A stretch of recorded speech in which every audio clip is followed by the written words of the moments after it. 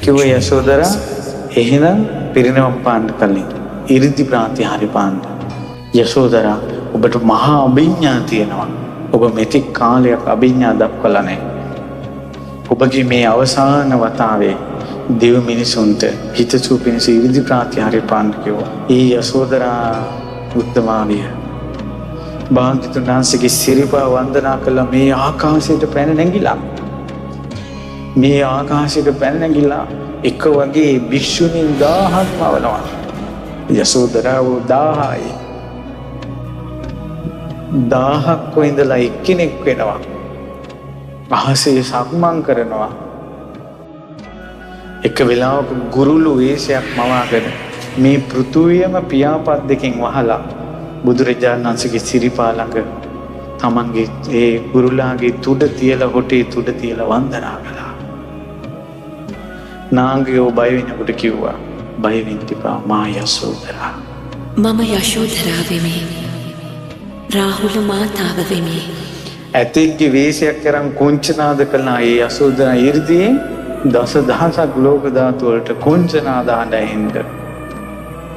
ඒ යශෝදරා අපි උඩ ඉඳලා මොහොත බලනවා වගේ බිමේ ඉන්න හිට අහසේ මොහොත පේනවා. ඒ මොහොතේ පීනන ලොකු මාළුවෙක් වගේ යශෝදරා එකපාරම ඉර මඩල අතට අරගෙන පෙන්නවා.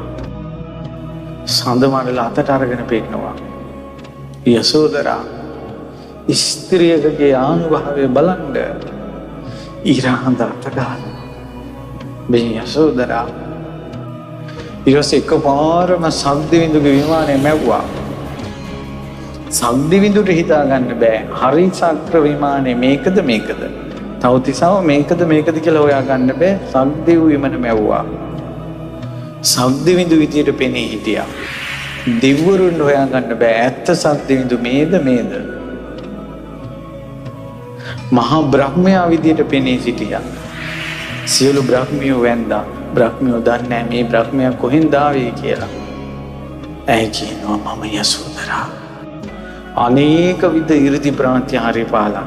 ඒ යශෝදරා උත්තමාවිය කියනවා මම යශෝදරා. මම යශෝදරා වෙමි.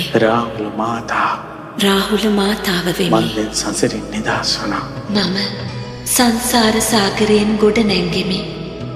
සියලු භවයන් මුලිනු පුටා දැමීමේ මතු ජාතියක නූපදිමි. එදා තමයි යශෝදරාවන්ට දම් බෙදපු අය ඒ වගේම දිවි දේවතාවුන් වහන්සේලා යශෝදරා උත්තමාවිය මෙච්චර ආනුභාවයි කියලා දැනගත්තේ. ඊට පස්සේ යශෝදරා උත්තමාවිය ආකාශයෙන් බැහැලා බුදුරජාණන් වහන්සේගේ සිරිපා කමල වඳිනවා.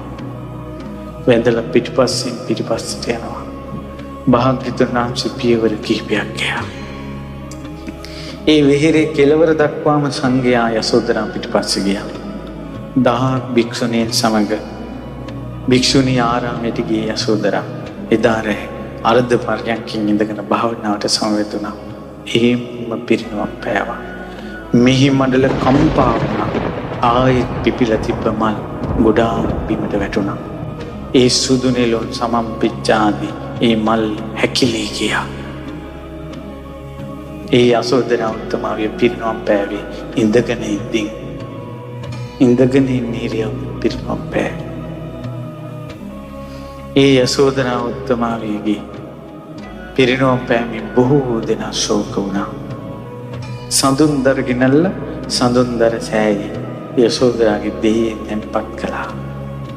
භාග්‍යවතුන් වහන්සේ අතට ගත්ත සමක් මල් මිටක් යශෝදරාවගේ ආදාන චිතකේ දිස්සා. මේ යශෝදරා සංසාරේ චද්දන්ත හස්තියා වෙලා මහ බෝධිසත්වයෝ දල කපාගෙන ගියාට පස්සේ මැරුණට පස්සේ ඒ ඇතින්න කැලේ තියෙන දර ඔක්කොම ගෙනල්ලා තියලා ඇතා ඒ දර උඩට දාලා මැරිච්ච තමන්ගේ ස්වාමියා ඇතින්නියෝ 10000ක් සමග ඒ ඇතා උපස්ථාන කරපු පසේ බුදුරජාණන් වහන්සේලා 500ක් ඉස්සරහා ඒ චද්දන්ත ඇතාගේ ඇතින්නේ ඒ දේහේ ආදාහනය කළා. ගිනි තියලා ඇතින්නියක් වෙලා ඉද්දී ඒ පින යශෝදරාට තියෙනවා. යසෝදරාගේ ආදාහනයේදී බුදුරජාණන් වහන්සේ මල් මිටක් එස්සා. ඒ චිත්තකයේ දැල්ලුණ ඉබේම පිරිමියෙක් ගිනි තිබ්බේ නැහැ. ආදාහනයෙන් භස්මාවශේෂ ඉතුරු වුණා. පිරිමියෙක් ඇල්ලුවේ නැහැ. යසෝදරා මහා සෑය කියලා ස්තූපයක් ඇදුව රජගහනුවර. බොහෝ දෙනා රාහුල මාතා යසෝදරා බද්ධ කච්චායනා ඇයට බොහෝ උපස්ථාන කළා. ඒ යසෝදරා රහත් තෙරණියගේ ස්තූපයට වැඳලා පුඳලා දහස් ගණන් දෙව්ලොව ගියා. යසෝදරා උත්තමාවියගේ සෑය වඳින්න නැතුව ගියාද? ජීවිතේ කෙලිසාගත් අය සෑය මළුවේ ඇසිරුණාද? එදාට යසෝදරා සෑය ගරා වැටිලා ගියා. යසෝදරා මහා සෑයක් තිබ්බා කියලා අපිත් මේ බණ පොත් කියවනකොට නිදන්නේ. මම දඹදිව මිනිස්සු අරගෙන ගිහලා තිනවා අවුරුදු ගණනාවක්. මිනිස්සු 2500කට වැඩිය මිනිස්සු වන්දවල තිනවා දඹදිව. මමත් දන්නේ රජගහනුවර යසෝදරා සෑයක් තිනවා කියලා. බණ පොතේ තියෙනවා. කොතන තිබ්බද දන්නේ. ඒ අතීතේ හිම මැකිලා ගියා.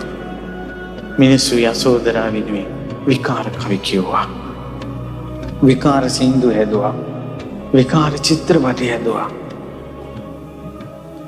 යසෝදරා උත්තමාවියගේ නිකලෙස් ගී ජීවිතේ, පවිත්‍ර ජීවිතේ, මෙච්චර අනුභව සම්පන්න ජීවිතේ හැම ගෙදරකම වඳින්න ඕන කියන පණවිඩේ සමාජයට ගියේ නැහැ. හැම යම් ගෙදරක ස්ත්‍රියක් සිටිනවා නම් යසෝදරාවට වැඳිය යුතුයි. සසරක කර්ම ගෙවෙනවා. සසරක කර්ම ගෙවෙනවා. බුදුරජාණන් වහන්සේ සරණ ගියා නම් ඒ ලෝතුරා සම්මා සම්බුදුරජාණන් වහන්සේගේ සම්බුද්ධත්වයේ ඉක්මන් කරවපු යසෝදරාවට බුදුරජාණන් වහන්සේ ගැන තියෙන බුදු සරණින් අපි වැඳිය යුතුයි. ගරු කළ යුතුයි. සියලු පිරිමින් යසෝදරාවට වැඳිය යුතුයි. පහන් තැබිය යුතුයි. පැන් ටිකක් තැබිය යුතුයි. යසෝදරාව ඉස්සරහ තියෙන පැන් ටිකක් පිරිත් පැන්. එච්චර පතිවෘතාව. එච්චර බඹසර. බඹසර වෙනුවෙන් යසෝදරාට ජීවිතේ පිදිය යුතුයි.